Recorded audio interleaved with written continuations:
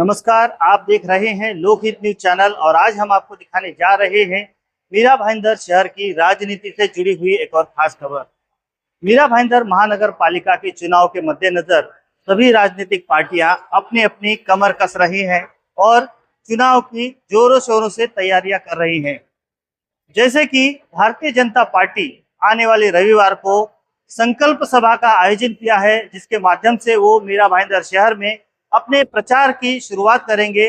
इसी के साथ साथ आज मीरा भाईंदर शहर के 146 विधानसभा क्षेत्र के विधायक और महाराष्ट्र के परिवहन मंत्री ने ये घोषणा की है कि कल यानी कि शनिवार को शिवसेना की ओर से निर्धार मेलावा का भव्य ऐसा आयोजन किया जा रहा है और इस निर्धार मेलावा में महाराष्ट्र के उप मुख्यमंत्री एकनाथ शिंदे जी विशेष रूप से उपस्थित रहेंगे और इस निर्धार मेलावा के माध्यम से शिवसेना अपने सभी कार्यकर्ता और पदाधिकारियों को एक संदेश देने की कोशिश करेंगे कि वो अपना दमखम इस चुनाव में दिखाएं। इस पूरे कार्यक्रम की जानकारी देने के लिए परिवहन मंत्री प्रताप सरनाईक ने आज एक प्रेस कॉन्फ्रेंस बुलाई थी। आइए हम आपको दिखाते हैं क्या जानकारी दी उन्होंने। राज्य के उप मुख्यमंत्री तथा शिवसेना पार्टी के प्रमुख आदरणीय एकनाथ शिंदे जी कल मीरा भाईंदर शहर में आ रहे हैं। 4 बजे उनकी सभा जो है शिवार गार्डन में होने वाली है। शिवसैनिकों का निर्धार मेलावा इस वक्त के माध्यम से हो रहा है और हम यही चाहते हैं कि पहली बार शिवसेना इतनी ताकत से दिखाएगी, अपनी ताकत दिखाएगी कि हजारों के संख्या में लोग आएंगे। करीबन 10 से 15 हजार लोग शिवसैनिक वहां पे आएंगे और शिवार गार्डन में एक शिवसेना का जो ताकत है वो ताकत का प्रदर्शन कल होगा। और हम यही चाहते हैं कि मीरा भाईंदर महानगर पालिका में महायुति हो, क्योंकि राज्य के मुख्यमंत्री श्री देवेंद्र जी फडणवीस, उप मुख्यमंत्री श्री एकनाथ शिंदे जी ने निर्णय लिया कि राज्य में 29 महानगर पालिका है तो सभी जगह पे ये महायुति होनी चाहिए। मैंने खुद राज्य के भारतीय जनता पार्टी के जो प्रमुख है रविंद्र चौहान जी, उनसे बात की, क्योंकि उन्हें भी इस बात का एहसास दिलाया कि 2017 की परिस्थिति और आज की परिस्थिति में बहुत फर्क है।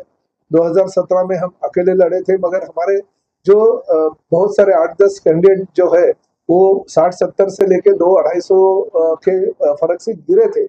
और आज एकनाथ शिंदे जी मुख्यमंत्री के दौरान जो निधि मीरा भाईंदर महानगर पालिका को 1800 करोड़ रुपए का विविध विकास प्रकल्प के लिए और साथ ही में 900 करोड़ रुपए का निधि उन्होंने रास्तों के लिए दिया, जो आज शहर उसी के वजह से कुछ निधि महानगर पालिका के पास उपलब्ध नहीं होते हुए भी सिर्फ और सिर्फ एकनाथ शिंदे जी और प्रताप सरनाईक ने जो निधि शहर में लिया है 2700 करोड़ रुपए, उसकी वजह से ये 3 साल से शहर चल रहा है। क्योंकि महानगर पालिका को आवक होती है, उसमें से तो सिर्फ और सिर्फ कर्मचारियों का पगार ही दिया गया है। तो ये मेरे निधि से ही ये सब विकास प्रकल्प हो रहे। तो 3 साल तो मैंने ये महानगर पालिका ऐसे समझ लीजिए कि दत्तक ली थी और गोद लेने की वजह से ये डेवलपमेंट सभी शहर में हो रही है और लोगों को भी दिख रहा है कि शहर में बहुत सारे विकास प्रकल्प हो रहे। मेट्रो आई है, पानी का प्रकल्प 6 महीने के बाद आ जाएगा। बाला साहब ठाकरे कला तालीम हो गया, लता मंगेशकर नाट्यगृह हो गया, जी के नाम का हॉस्पिटल का काम चल रहा है, ट्रैफिक पार्क हो गया, बहुत सारे जो गार्डन से ऑलरेडी हो गए, सभी समाज भवन निर्माण हो रही है। उत्तर भारतीयों के लिए तो 37 करोड़ रुपया खर्चा करते हुए हम हरवंश राय बच्चन जी के नाम का उत्तर भारतीय भवन बना रहे हैं। बंगाली भवन हो गया, हिमाचल प्रदेश भवन हो गया, उत्तराखंड भवन हो गया, कर्नाटक भवन हो गया, या हमारा जो वल्लभ भाई पटेल भवन या हमारा महाराणा प्रताप भवन, ये सभी केरला भवन, ये सभी भवन के काम अभी पूरे हो गए। लोकार्पण हम कभी भी अगले महीने में कर सकते हैं। तो इसी परिस्थिति में आज शहर गुजर रहा है। बहुत ही विकास के काम हो गए, तो शहर की जनता खुश है। एकनाथ शिंदे जी ने अपने नगर विकास मंत्री के तौर पे छत्रपति शिवाजी महाराज रास्ते से लेकर सुभाष चंद्र बोस मैदान का जो रास्ता है उसके लिए 450 करोड़ रुपए मंजूर कर दे और भी रास्तों के लिए वो करीबन 700 से 800 करोड़ रुपया अगले साल हमें दे रहे हैं। तो ये विकास का जो पर्व है वो आगे आगे हम लेके जा रहे हैं और इसी माध्यम से इस मीरा भाईंदर शहर को हम विकसित कर रहे हैं। मैं हमेशा यही कहता हूँ कि मीरा भाईंदर शहर ये सपनों का शहर बनाना चाहता हूँ। अभी तक मीरा भाईंदर शहर में विकास निधि के लिए कितना निधि आया नहीं, मगर महानगर पालिका में किसी की सत्ता नहीं थी, प्रशासक था, आयुक्त का राज था।